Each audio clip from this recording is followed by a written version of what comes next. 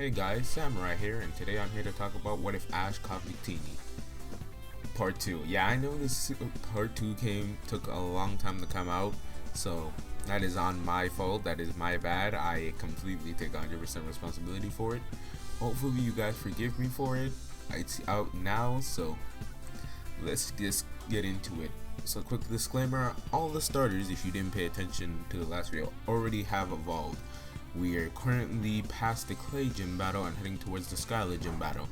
Now since Ash didn't catch any extra Pokemon, again another retcon I'm gonna make, Ash didn't catch Scraggy or Crocodile just to make it more simpler rather than me having to pick around and edit the teams. So instead, the battle he goes into Skyla with is Tranquil evolving into Unpheasant, Pikachu of course, and Victini once again. When you think about it, he really has no other option in this case, so we gotta use Victini. Now Skyla, after judging Ash's Pokemon, while she doesn't recognize Victini as a legendary Pokemon because Victini is kind of an unknown myth in the Pokemon anime world, she still says that she'll likely probably win. However, they do battle anyways due to Ash being belligerent as he always is, so they get to battling. And the battle is quite tough for Ash. While the Pikachu battle goes as we saw, Pikachu does lose, Victini actually comes with a completely different outcome. Victini ties with Swoobat. Victini tries to use Brick Break, but again, Swoobat's a flying and psychic type, so how much effect is that really gonna have? The only move Victini can really use is Wild Charge, and even that's not having as much as effect as Victini would like. So Victini's trying his hardest and it ends up tying it, but that's the most it can do. With its moveset, it can't really attack it any more than it has. However, Ash does have Unpheasant, and Unpheasant is his last Pokemon. Well, Tranquil in this case. And it does evolve into Unpheasant, same as in the anime, and the battle pretty much plays out as canon except for those parts that I mentioned. So Ash wins the flying type gym badge from Skyla and moves on to his next gym battle in Icirus City. Now the Icirus City battle changes a lot. For instance, Ash uses Duat, Pignite, and Pikachu in this battle rather than Crocodile. Pignite isn't the one to win this, though he does do some massive damage against a Beartic and Cryogonal. He doesn't win this. It's Duat who wins this, cause come on, it's me. Duat wins this. Duat does manage to win this with double Razor Shell and gives the win to Ash, so he does get the Icirus City gym badge. And then we can move on to Roxy's gym badge, and this is the main meat of the gym battles because I pretty much skimmed over the other two so I could focus on this one.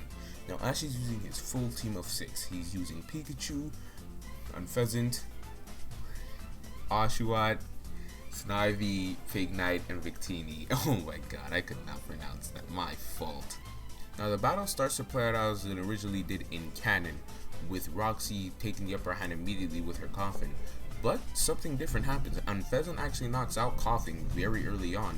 However, she does have a secondary Pokemon within Scolipede, and Scolipede knocks out Unpheasant without a second thought. I try to make Unpheasant as good as I can, but it's Unpheasant. How good can you really make an Unpheasant? Anyways, back to the battle. Scolipede is knocking out Snurvine. Snurvine put up a good fight, but she could just not keep up, as Scolipede, in this canon at least, is a female, and Attract doesn't work. Though she does do some massive damage against it, Pignite ends up finishing up the job, but Garbodor ends up finishing off a Poison Pignite. Pikachu does come in and Thunderbolts the heck out of it, but Ash switches it out because he thinks that Pikachu's taking a bit too much damage. So he brings out Duat once more, and Duat does some mediocre damage. Garbodor is really beefy and Duat's not doing much, so Duat also gets knocked out. Ash brings out Victini, and Victini and Garbodor are almost in a stalemate, but Garbodor manages to come on top and Victini is unable to battle. But luckily Ash brings out Pikachu, and Pikachu does clinch the win with an Iron Tail. Now that Ash has all 8 gym badges, we can now head on to the Junior Cup. While Dawn does return and meets Victini along with the rest of Ash's Pokemon, he wouldn't really play a major role. But you may be thinking, aren't you forgetting something? Of course, Operation Tempest. But this is a mistake I made in the Samrock video. I had Operation Tempest come before the Junior Cup when it was after the Junior Cup. So that is on me, again, my fault. So the Junior Cup happens. Now the Junior Cup plays out almost as it did in canon. Ash mainly uses his main team, but instead of Dragonite versus Crocodile, it's now Dragonite versus Victini. Now Iris knows how strong Victini is. She definitely knows what it has done in the past. While Dragonite's underrating it because it's a cute fairy kind of thing. Why would Dragonite take it seriously? Until Victini ends up pushing up Dragonite around, like it's pushing Dragonite around, making it uncomfortable. And Dragonite, he starts taking the battle a lot more seriously, but he's still not listening to Iris, and he ends up getting knocked out with an incredibly powerful Shadow Ball. And instead of the events playing out as they did in canon, Iris still talks to Cynthia about it, but not in front of Dragonite. Dragonite's still in his Pokeball, but he does overhear it, and they do make a better change for the future. So that is pretty much how it was in this version of the canon. Now after the Junior Cup comes Project Tempest, Operation Tempest, the Tempest Dark, you get what I mean. So Victini and Meloetta, so that's something I want to bring up. Victini and Meloetta have a great friendship. They spark a friendship right away because they're very similar in a way. So they spark a great friendship, and Victini makes a really good friend. However, Victini, when he sees his friend in danger, he unlocks his moves that we didn't see since the Clay incident before they had to battle Clay. He unlocks V-Fire, V-Pair... Ah, man. Sorry, guys. I'm doing this unscripted. He unlocks V-Fire, Fusion Flare, Fusion Bolt. My fault, the move is called V-Create, and he still keeps Shadow Ball. And he is able to deal with one of the Therian forms. He's able to deal with the Landorus Therian form, and it's just barely pushing it around, and it gives enough time for the gang to help Meloetta out and stop Team Rocket's plot. Meloetta says his goodbye to Victini, and Victini is quite sad, but Ash tells Victini that friends come and go, and that you're always going to meet new people and Pokemon. So Ash and Victini head off, they go their separate ways from Meloetta, and now we can head straight into the League. The League is going to be another part of this video that is going to be the main meat. So, the first part of the League, Ash vs. Trip, plays out the exact same. I wouldn't change a thing. The second battle of the League, Ash vs. Stefan, that's something that would actually change. So, instead of Sock versus Vivani, it would be Sock versus Snurvine, and instead of Liepard versus Crocodile, it would be Liepard versus Duat, and instead of Sock versus Crocodile, it would be Sock against Unpheasant. Yes, Unpheasant is the one to win this battle, but let's start from the beginning, shall we? So, Duat versus Liepard.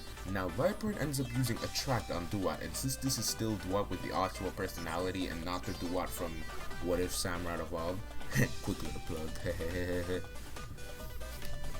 so he falls for it very easily and gets knocked out as some comic relief. But Snurvine don't deal with that, and she knocks out Liepard. I had to give Snurvine a win in this video one way or another.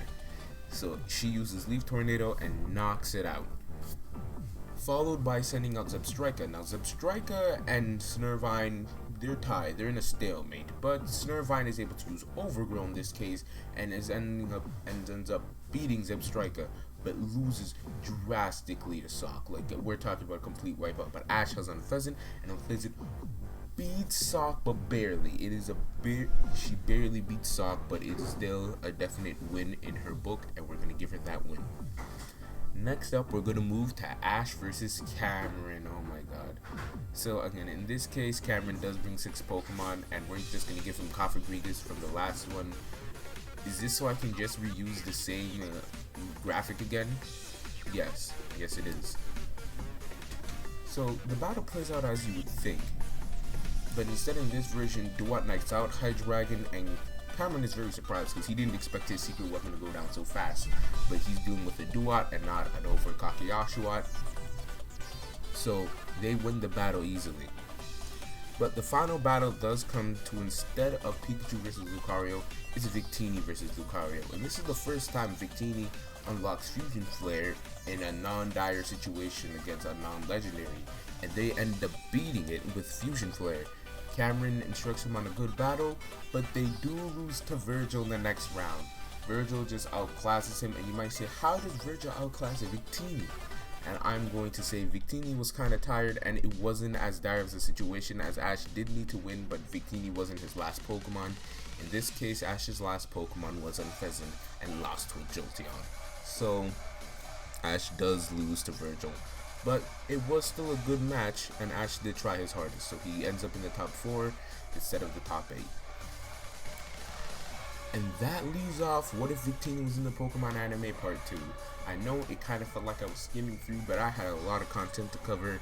I already released an AMV this week, and the next What If is going to be very beefy for me. So this What If was kind of like, I gotta get it out, so you guys can have this.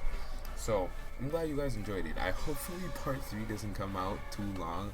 I'm planning to have part 3 released somewhere in like November or December. Most likely November, because it would be a good time to end it. Again, I have fun writing this series, even though this one was unscripted. Like, I have fun thinking of this, because Victini is one of my favorite legendaries. I think it's like, in terms of like legendaries only, it's probably number 5. In terms of Pokemon, it's probably 15.